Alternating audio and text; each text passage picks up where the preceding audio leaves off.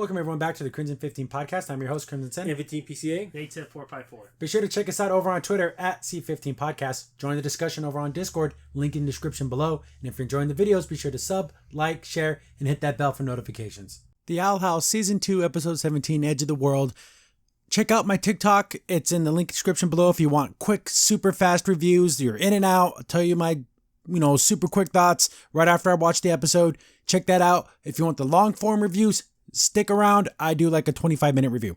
But here we go. Funny side note, Dana Trace has me blocked on Twitter. How pathetic is that? Me, some lonely YouTuber who's not even close to being YouTube famous, is blocked by the creator of the show. That is ridiculous. Anyways, this is a pretty good episode. I like it. It's a King episode. King is hit and miss with me. He can be a little irritating, but he does have a good heart. And I do like how, because in this episode, it really shows you he's still a child in a lot of ways. He's growing up, but he's going to have abandonment issues. He's going to have, because everything, he doesn't know who his family is, where he came from. Ida's like his de facto mom, but he doesn't even know where he even came from. Apparently he came out of an egg, but he didn't know how that even came about. And with Luz trying to go back home, he's kind of losing everything. So he kind of wants to be his own man, which is super cool. And he wants to discover that by discovering his past. I like all that. Another thing that makes this episode pretty dang good, Luz is just in it. She didn't do anything that no one else could have done. So it makes it good because Luz is just an uninteresting character. But we open up and we see Luz wearing her Grom outfit, which is... Remember when Ace Ventura, when he was wearing a tutu? That's what it looks like. Like you look like an idiot, like a child. Anyways, it's absolutely horrific. It's terrible. Amity wore an actual dress, which was nice. But we see like, what the heck? And then we see, oh, look, here comes home my dad. And I'm like, oh, it's a dream. But look how the little baby family, like the little kids, they're adorable. I love these I want these little guys in my life. They're so cute. But I like how he imagines his dad just like wearing a hat and has a mustache. It's just so silly. And he's just having his little fake fantasy life, and it's just a dream. And which is funny and cute. We get back to, he wakes up and we see Luz and she's trying to figure out everything because everything that went down, finding everything, the truth about Philip, how she actually helped him, which is pretty funny.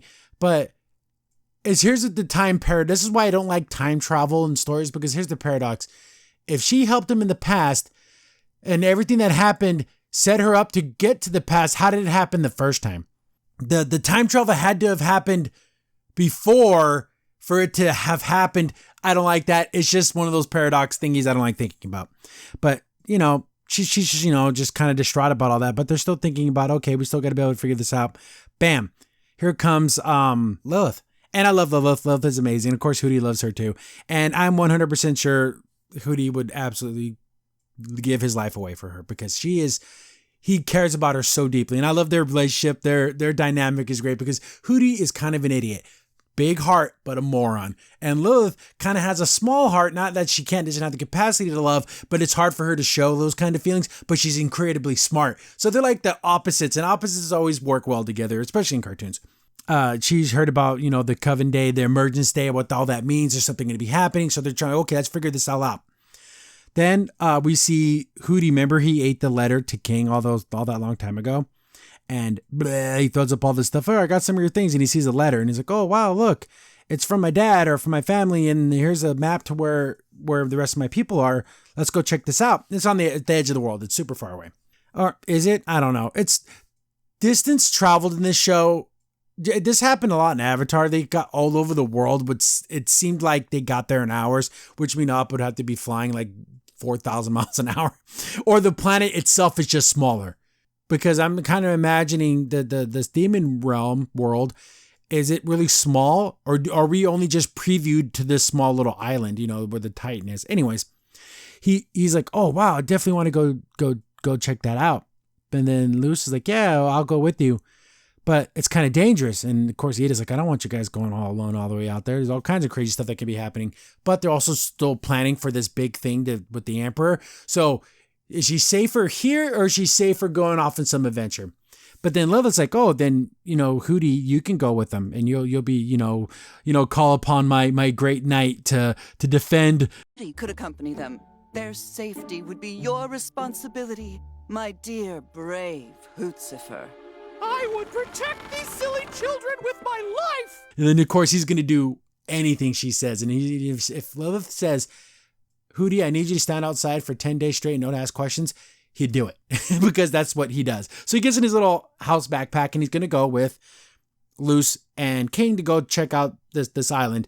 And then she's like, oh man. And of course, Ida's like basically distraught about all this, but she's like, hey, check this out. There's nothing out there. I've been out there. There's absolutely nothing out there. There's no monsters, there's no nothing. It's fine. And it's good for them to be away and then we can plan all this without their interference. Remember that time that she was a pirate lady, a pirate girl?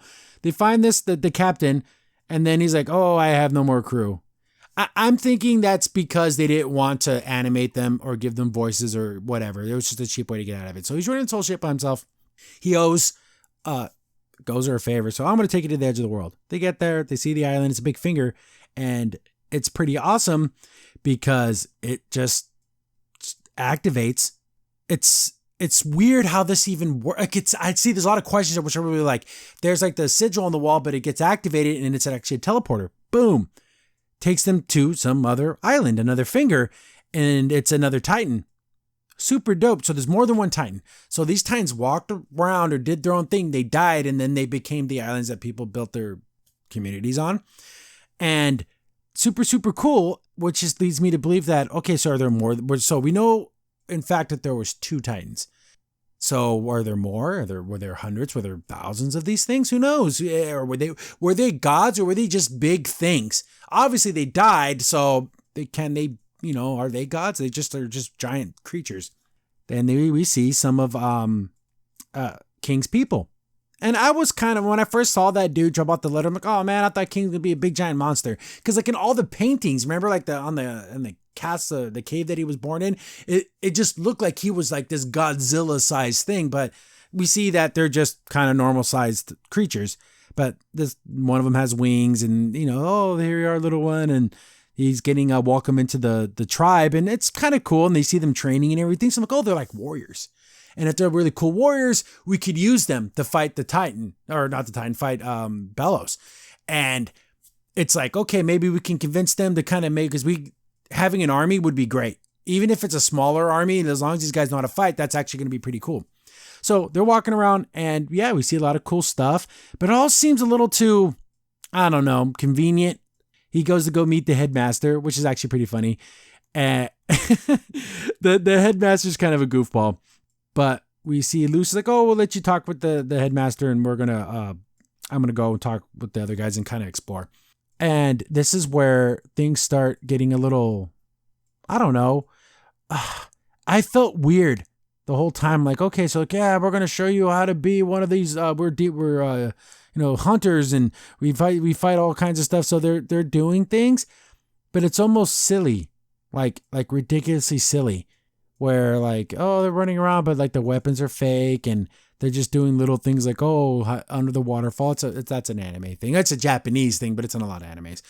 But, like almost like piñata party stuff. I'm like, are these guys even warriors? Or they just think what I thought originally was they found old scrolls of like, oh, we used to be these great warriors. Let's do what we saw in these ancient books. And they don't have an understanding of actually fighting. They only have the idyllic, romanticized version of like going to war.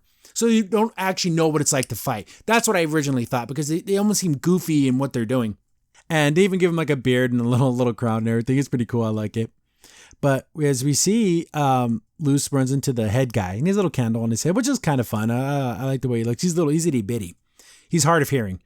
Then Luce is like, hey, there's this guy Bellows. He's a bad dude, and he kind of knows Bellows. Don't worry about him. But he's like, oh no, he's going to do this emergence thing, and the Titans, and they're Titan hunters.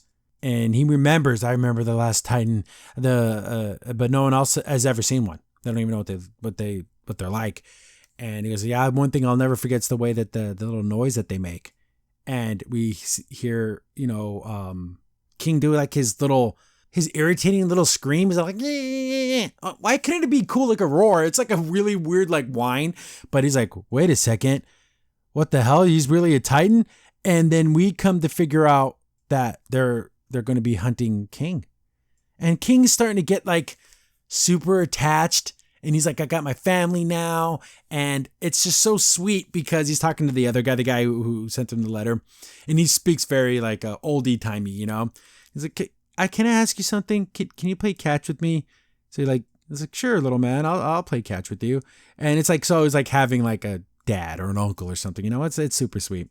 But he gets a message from, you know, the main guy, like, oh crap, that's a real Titan down there. That little guy, he's a Titan, so we got to kill him. So he gets the message, urgent meeting. We're going to do the initiation and have you join our clan.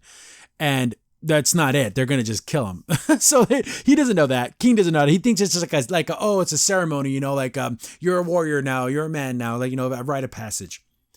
So they're going to set him up to kill him. And of course he doesn't know.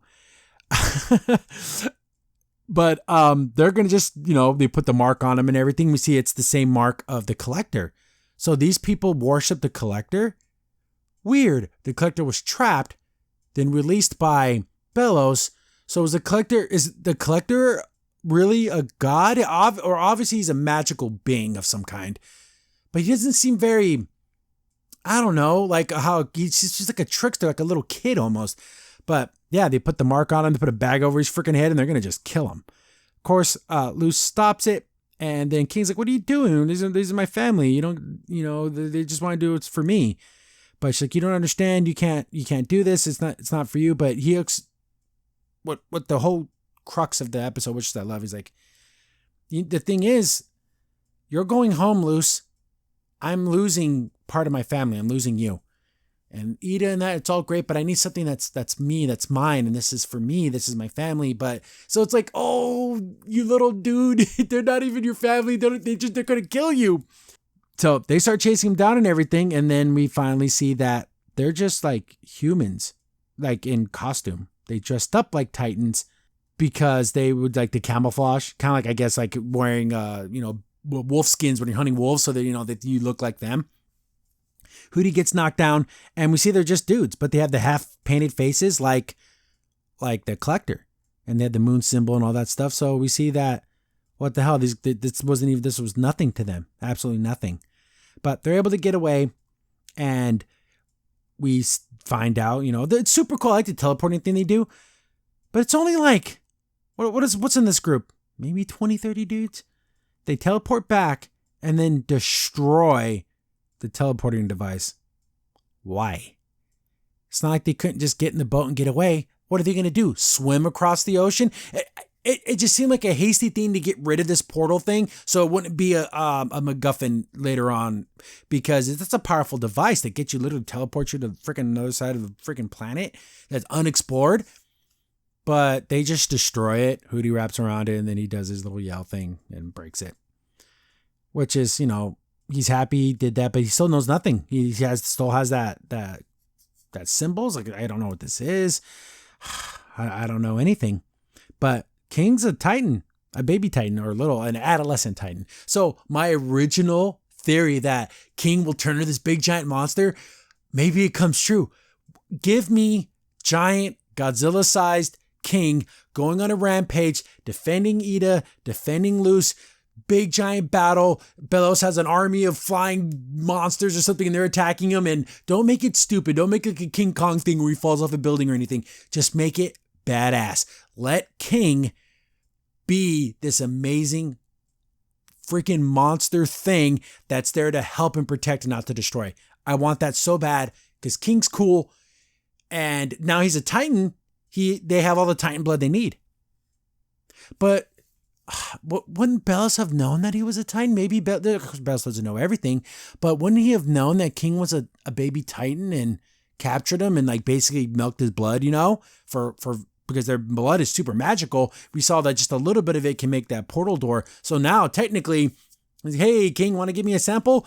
So yeah, that's pretty awesome. But we see that the house is getting surrounded by all the Belos' like men.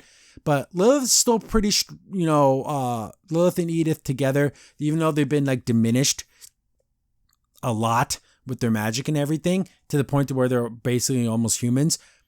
They're going to get captured here because they don't have Hootie anymore. And Hootie was an amazing alarm system last time. Remember when Lilith showed up with the troops, she was able to just they got whooped by freaking Hootie.